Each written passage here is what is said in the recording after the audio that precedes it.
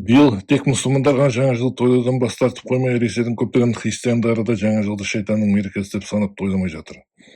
Кедейлерге 50 теңге садака бермейтин адамдар осы күндөр пиротехникага оорасына акча шашады.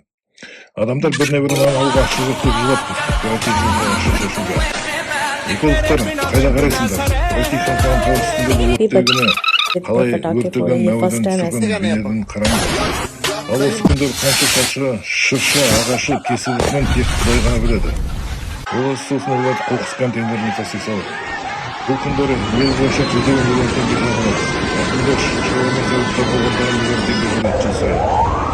пиротехниканын кесиринен адамдар мүгөрөк болуп калат. Алардан патериялык шашуудан жаңылып жатыр. Эмчилес кайдасыңдар? Балалар атеистке айналып Кудайдын колуна аяз ата түрүндөгү ал бир эркектен сыйлыктар менен алып сурайт. О адамдар, шайтанды токтотуңдар, шайтандын мерекесин токтотуңдар. Бул эң үлкен күнөөлөрдүн бири. Барлык күнөөлөрүң үчүн Кудайдын алдында жооп берүүгө туура келет. Сонун ичинде жаңа жылды мерекелөө да бар. О депутаттар, жаңа жылды тойлоого тыйым салыңдар. Не карап отурсуңдар? Ёлка — это сатанизм, ёлка — это символ смерти во всех языческих культах поганых.